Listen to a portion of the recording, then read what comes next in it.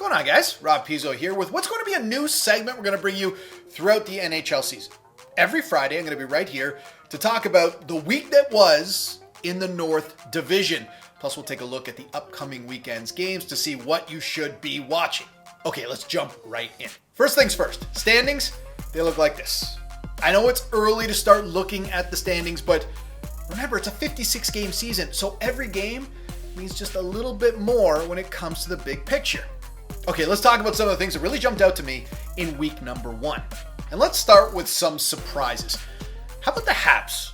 Despite getting adequate goaltending from Carey Price, they've looked pretty good. And one player who's just jumped off the screen, Nick Suzuki.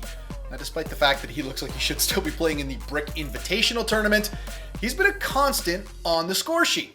Now, I'm not going to jump on the whole Twitter bandwagon and say this guy's going to be a stud for years to come, but I will say, so far, so good. Surprise number 2, the Oilers' power play. Last year, best in the league. This year, not so much. But they do lead the league in one category: shorthanded goals allowed. They gave up 2 in just a 3-day span against the Habs.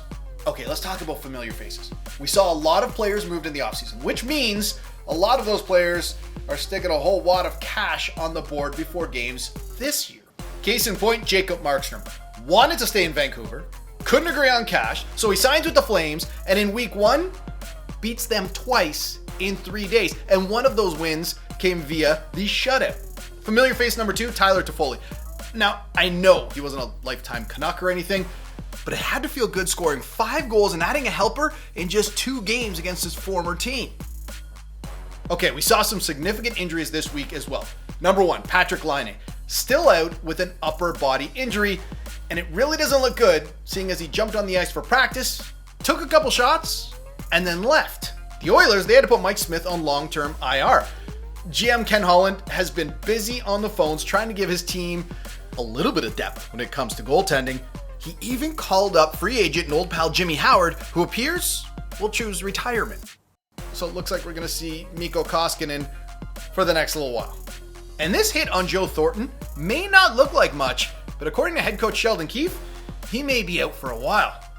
Okay, I for one was really wondering what kind of hockey we would see early on. Remember, teams had a short training camp, didn't have any exhibition games, and for those teams that didn't play in the playoffs, they hadn't played hockey in almost a year. So I came in wondering, would we see some really bad hockey early on? And the answer? Kind of. Take Wednesday night.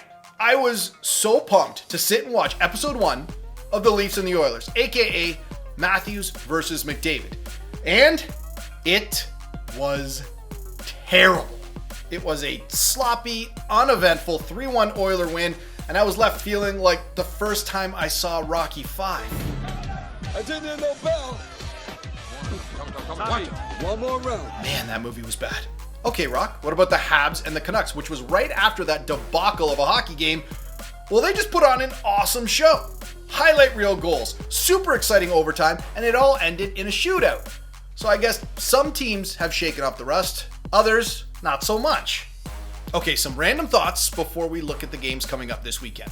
Elias Pettersson, man, he is off to a slow start. Number 3 overall pick Tim Stützle's first NHL goal was an absolute beauty. Johnny Hockey may have rediscovered his scoring touch. Now he just needs to make sure he can keep that train going. And Mitch Marner was less than 2 months old when Joe Thornton was drafted, and he assisted on Thornton's first goal as a Leaf. Okay, we've got 5 games coming up this weekend in the North Division. Hopefully we'll see a better show between the Leafs and the Oilers. The Jets, they play back-to-back games, and the Canucks going to try to dig themselves out of an early hole when they take on the Habs. Enjoy those games. We'll see you next week.